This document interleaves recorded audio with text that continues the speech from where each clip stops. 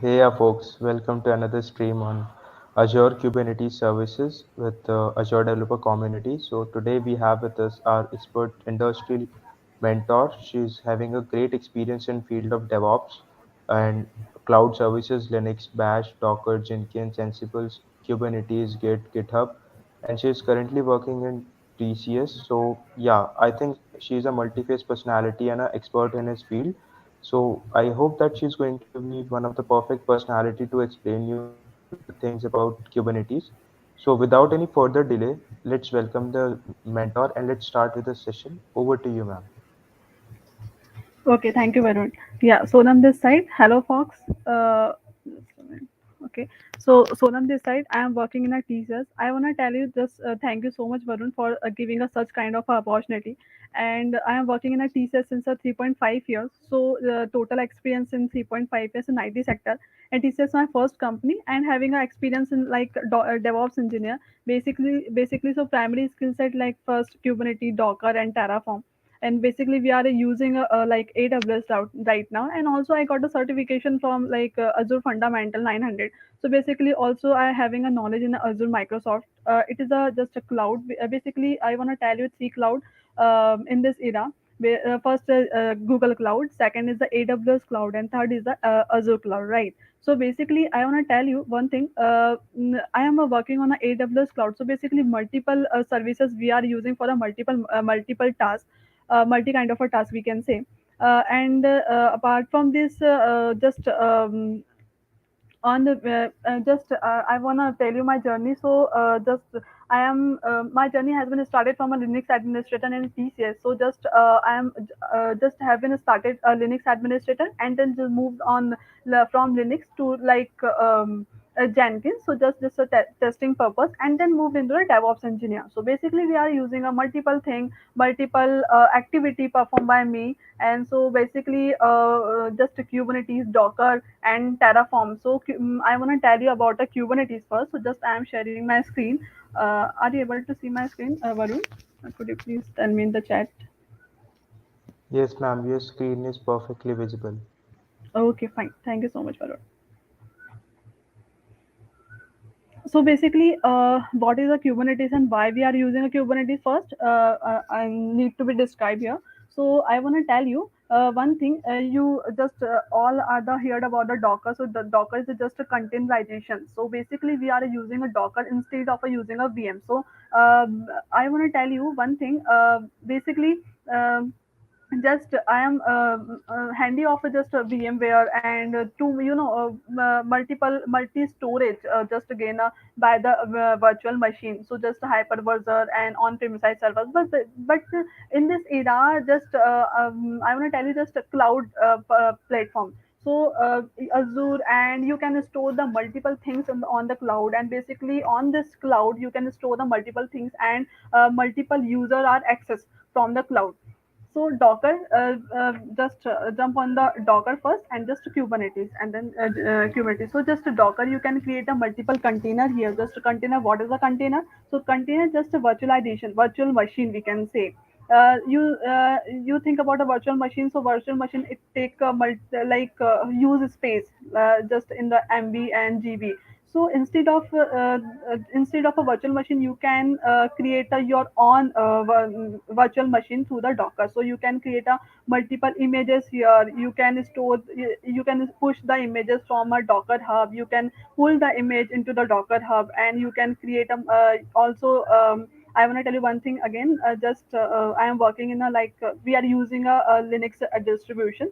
So Linux and Ubuntu. So multiple packages you need to install first in the Linux distribution through the yum command. And also if you are using just a CentOS distribution, so you are just run the command just apt and just a repository for a yum. So in just Docker is the main thing in the Docker, and just compose of a Docker is a three to four thing. For the just Docker image, and Docker hub registry, and Docker file. And also if you want to present, and if you want a deployment of a multiple container on the multiple servers, so just need a automation. So just you need to write the YAML file first, in this YAML file, you need to mention the multiple things like container, specification of a container, kind, metadata, which kind of a data you use in the Docker. And apart from this, when just suppose your container, just container is equals to virtual machine, right? So your container would be just crashed, and you are performing a deployment activity, and your port will be the just crashed. So what will you do in this situation? So just we are using a Kubernetes here, because basically we are using a Kubernetes for a production environment. We are managing just 80 plus production servers. So when we are performing a multiple activity on and multiple on production servers, so basically we are using a Kubernetes here. So just Kubernetes on the Kubernetes. So what is a Kubernetes first? Kubernetes nothing. Kubernetes is just orchestration tool, open source tool. Through Kubernetes, you can use a Kubernetes and just you can use a Kubernetes open source, and just a software you can manage a multiple or container. Just basically you created in the container and a Docker. But how to manage? Just for a managing purpose, you need to the tool now. So just we are using a Kubernetes here for managing a multiple pod and multiple container here. So just introduction to Kubernetes here again. So just 3 to 4 points I want to describe. Kubernetes is an open source container orchestration software, and just originally developed by the Google. Yeah, just defined by the Google. So basically, 3 to 4 type of Kubernetes tool. I want to tell you just a mini cube, and like if you want to use AWS cloud, so you need to run the command just scope command, and just mini cube, and Azure for just Google. You can use a Google Kubernetes here if you just using a just Azure cloud.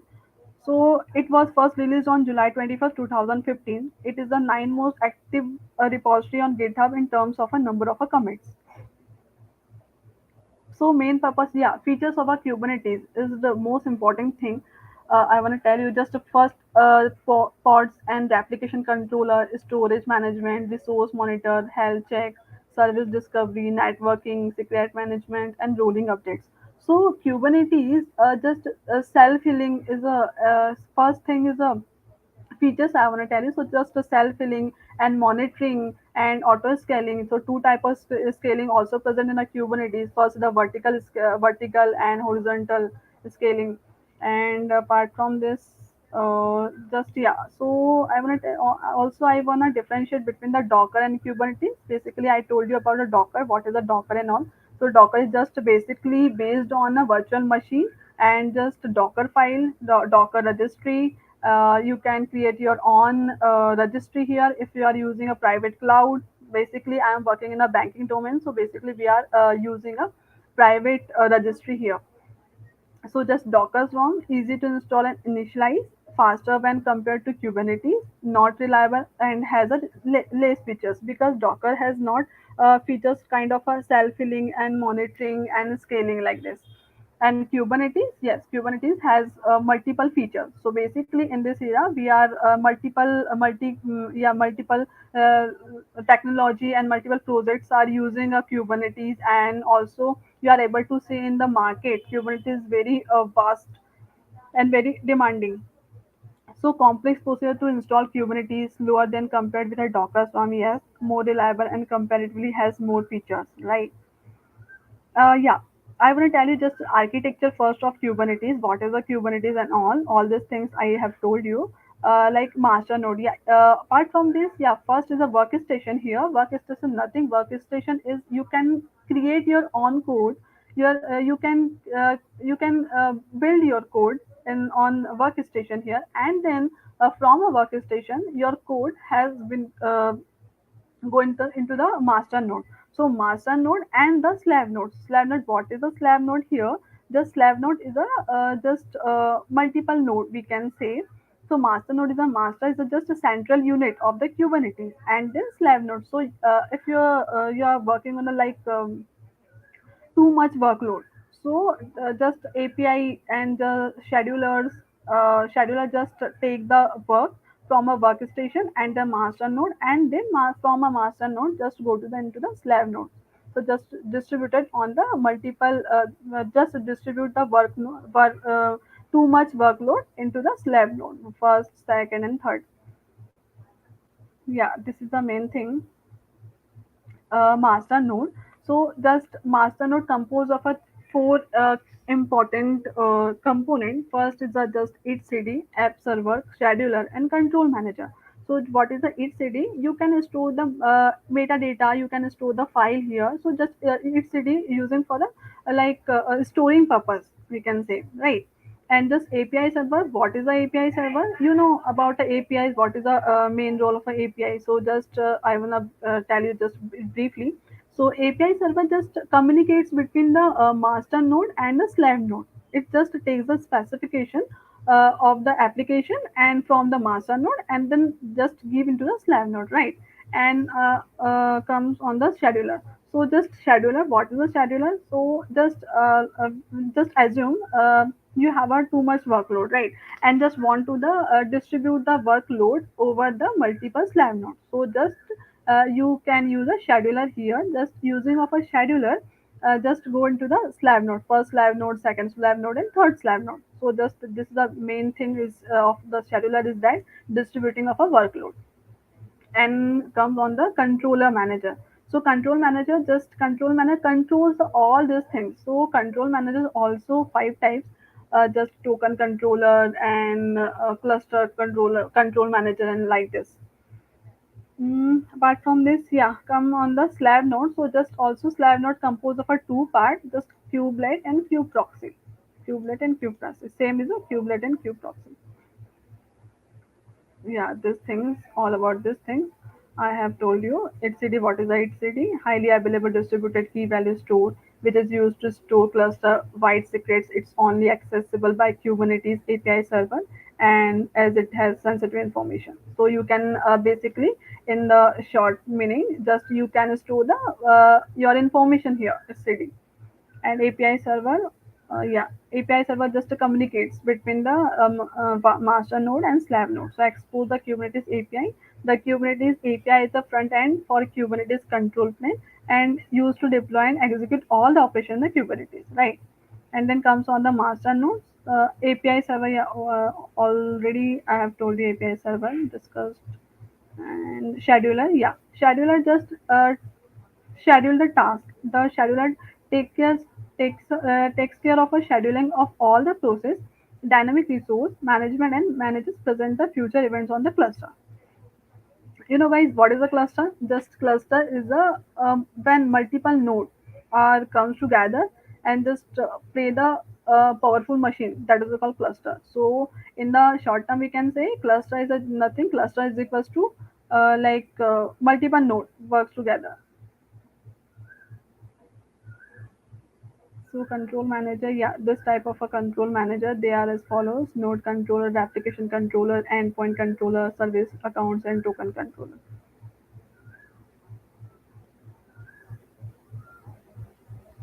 Come on the slave node. So slave node is composed of a two main component, just kubelet and kube proxy. So kubelet, what is a kubelet? And yeah, kubelet takes the specification from the API server and ensures that application is running according to the specification which were mentioned. Each node has its kubelet services.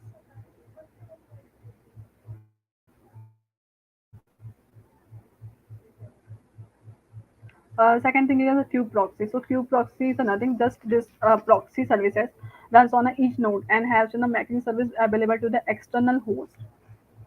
And also it has the connection of a forwarding to the correct resource. It also capable of the doing primitive load balancing.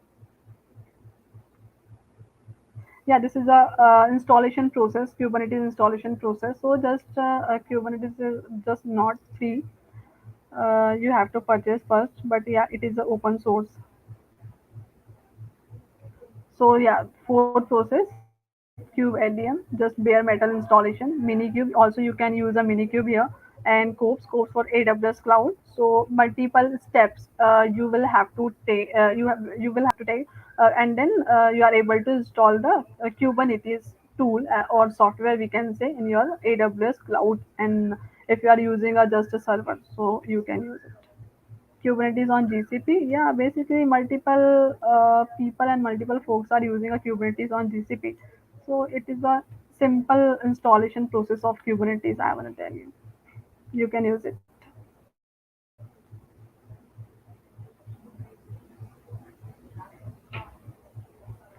Yeah, this is the main thing working of a Kubernetes. So yeah, what is a pod? So pod is a part of the Docker. I have told you, right?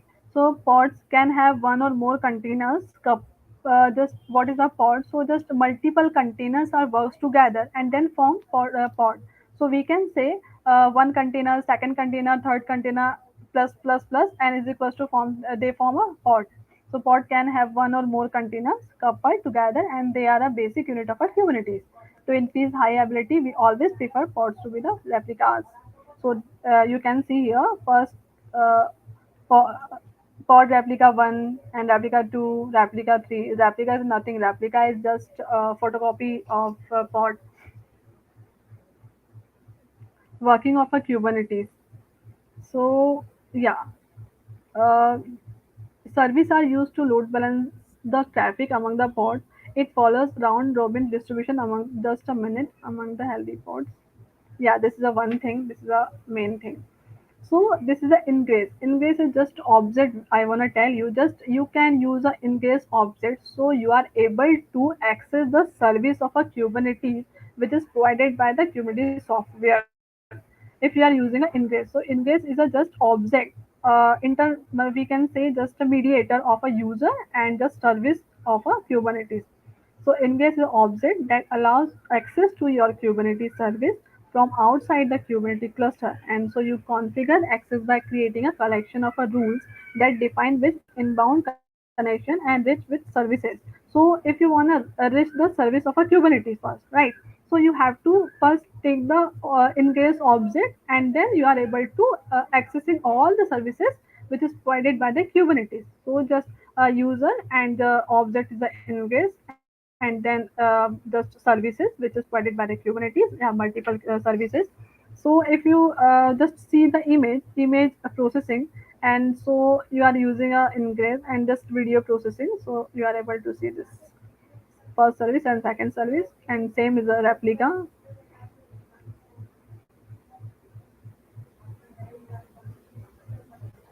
Deployments in Kubernetes. So yeah, basically I want to tell you one thing again. Uh, why we are using a Kubernetes? So if you want to deployment on a multiple nodes, right? So you are using a Kubernetes first. So you have to run and you have to write the script in a YML format. Basically, we are using a YML like deployment.yml and service.yml, pod.yml file. So you need to basic understanding, we can say, of just YML language. It is a simple language. No need of any programming language like Python, Java, and all. So deployments in a Kubernetes. So deployment in a Kubernetes is a controller which helps your application reach the desired state, and state is defined inside the deployment file. Guys, what is a deployment? Just a deployment. If you wanna, if you wanna deployment of your product, just you made the product and you wanna expose your product to the outer world, right? So you need to deployment first. So this is a pod, one, second, third. This is a container C1, C2, C3, and this is a pod, right? This is the YML syntax of for deployments. This YML file will deploy 3 pods for Nginx and maintain the desired state, which is a 3 pods until this deployment is deleted, right? So this is a we can say just the syntax of a YML. YML is literally it is simple language. No worries. So we have using of a just Nginx. So you can see here this kind, deployment, metadata, name, label. You have to mention all these things in a deployment file. So you are able to deployment of Nginx image on the server, production server. You need to mention the port number and image, which type of image you deploy on the port like nginx image and which port number. So you have to mention here 80 port number, 8080 port number, 9090 port number. It's up to you, totally up to you, right? Replicas, yeah. What is a replica? Replica is a just a three. This is a three. One, two, three. So same is a replica is a three.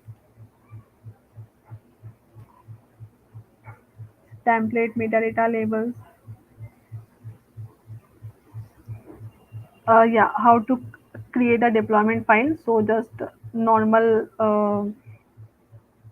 you have to run the command here. Once the file is created to deploy this deployment, use the following syntax: the kubectl create -f nginx.yml. If you wanna create nginx file, so you have to mention the nginx.yml first. Otherwise, if you wanna just other image, so you can use it kubectl create -f and e-commerce yml, whatever you want. So just yeah, Ubuntu, yeah. I have attached the screenshot of the Ubuntu distribution. Basically, you can use the Ubuntu distribution as well as just Linux distribution. So just kubectl create -n and nginx.yml. So you are able to see here. Just to create the YML file first. You can also edit and modify and go to the pod. Just yeah, this thing, one pod, second pod, third pod, right? So three pod we are working on, and on three pod. So basically, yeah, kubectl get po matlab pod, this is a, and yes, basically three type of nginx pod created, first, second and third, because I have mentioned in three replicas. So I found here three Nginx deployment and images, right? One, two, three. If you mention four replica here, so you are able to see, and you will able to find just four replica and four deployment images here, right? So all these things mentioned here, just name and ready and status running or not. You can stop here if you want. Restarts and age. Age is just timing. Now move on creating a service. So just yeah, this is the main service, and just interviewer ask the question, what is the services of the Kubernetes? So we have to answer what is a service and which type of service. So a service is basically a round robin load balancer for all the pods, which means with its name or selector, right? It constantly monitors the pods. In case a pod get unhealthy, the service will start deploying the traffic to the other healthy pods. So that is a benefit of a Kubernetes. No, guys. So that is a benefit. That is a main advantage we can say of a Kubernetes. If your pod unhealthy, or it pod, if your pod would be just crashed and your pod is not working, so automatically just help of the service, and just automatically route the traffic of the from one pod to the another pod. That is the beauty of a Kubernetes. I want to tell you that is the beauty. So Kubernetes is smart enough and know about all these things. So automatically all the traffic move from one pod to the another pod. Just you need to mention the pod number and all. Just three pods, and again this is creating a service. Load balancer is also a different feature I want to tell you later. Yeah, four type of services which is provided by the Kubernetes. So first is a cluster IP, second is a node port, third is a load balancer, and external name. So guys, a cluster IP. What is a cluster IP? Just expose the service on cluster internal IP. So we I have discussed about the cluster. What is the cluster? So multiple. If you are just I want to tell you, just multiple nodes are working to each other, like working together, not each other. So this form is a cluster. So that is a cluster IP, like 10.210.18.18, whatever. This is a cluster IP. So node port just expose the service on each node IP at the static port. What is the port? 80. I have mentioned in this YML format, just like 80 port. So Yeah, this is a noteboard. And load balancer, what is the load balancer here? So just load balancer, your balance the load. Just I'm giving a one example. If just banking site, right, and multiple user are trying to access at the same time, so what is happening? Nothing. Just site has been crashed, right? So in this scenario and in this issue, we are using a load balancer here. So that expose a service externally using a cloud provides and load balancer. And external name maps the service to the contents of the external name.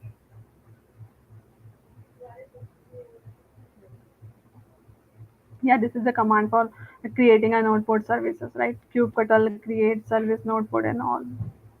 So you can create your noteboard services here. You have to mention the port number 8080 TCP. Nginx is a work, and port number of Nginx is a 80.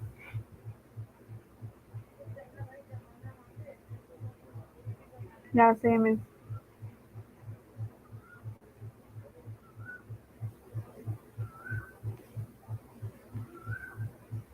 Yeah, this is important. Creating an ingress. Ingress is an object. Yeah, actually, I have discussed about the ingress services. What is the ingress and why we are using ingress.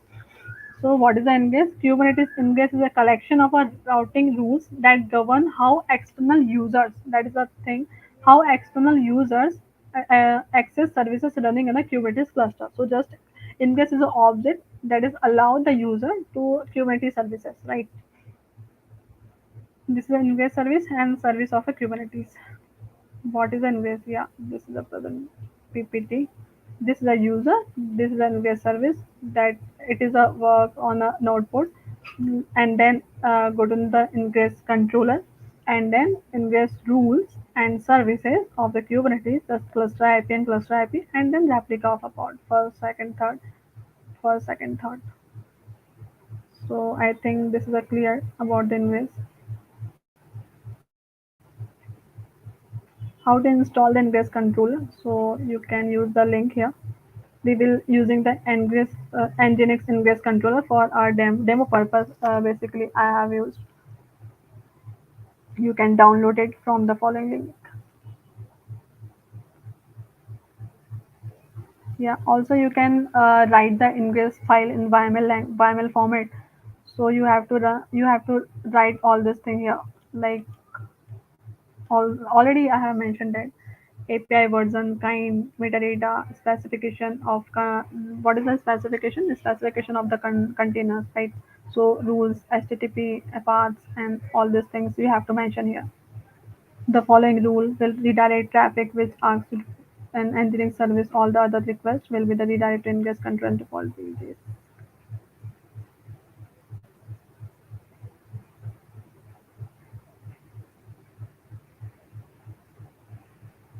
Yeah, this is a command for deploy the ingress rules, and just you have to write the syntax here kubectl get ing for ingress, right?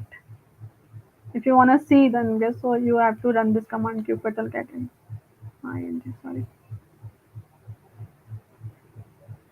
yeah, this is about a dashboard. So how to install the Kubernetes dashboard. So this command syntax and this command you have to run this command kubectl create hyphen n and this and the mention all this um, site HTTP and all.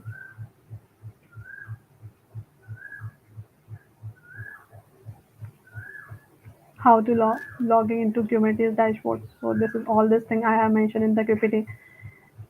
If you wanna install the Kubernetes on your dashboard, so yeah, I am ready to share all the content and all the PPT which I have told you about that. Take the notebook, all these things I have mentioned in that. Yeah, that's it. And also, I want to tell you one thing. Just Kubernetes works on the 4 to 5 layer. First is application. Application covers over under the containers and containers over the pods and pods just replica, and just replica covered over the deployment file, and just deployment covered over the service.yml file. So if you are using just deployment file, so you are not able to expose your application which you already built in your project. So you need to create your service.yml file first. So just what is service.yml file? So you need to expose your application to the outer world.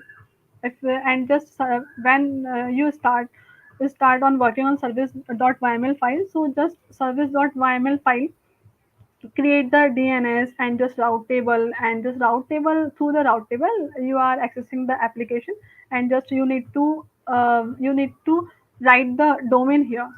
So basically I'm working in a banking domain, so I need to mention the domain of my banking and just Dalicent and all.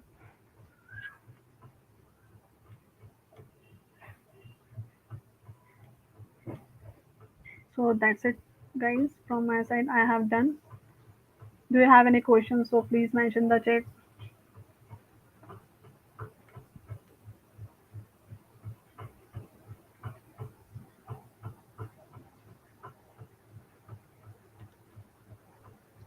Thank you very much, ma'am, for coming here and delivering this session. Before we wrap up with the session, Mm-hmm. I would like to ask some of the questions which many of the beginners struggle with. What are the, Mm-hmm. can you please elaborate the point that what are the prerequisites required? What are the prerequisites we must know that these are the necessary things you must know before starting or getting started with Kubernetes?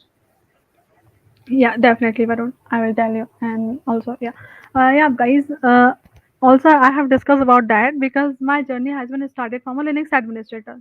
So you have to know about the Linux if you are using a Linux distribution, and also you are using a Windows distribution here. So if you are working on a Kubernetes first, so just know about the Linux, just basic command. And then I want to tell you just Kubernetes just YML format. So also you need to focus on the YML language first. So it's just not a big task for you. So you need to just know about the YAML and yeah, Docker as well. So Docker and Kubernetes, and also you need to know about the one cloud like Azure or AWS.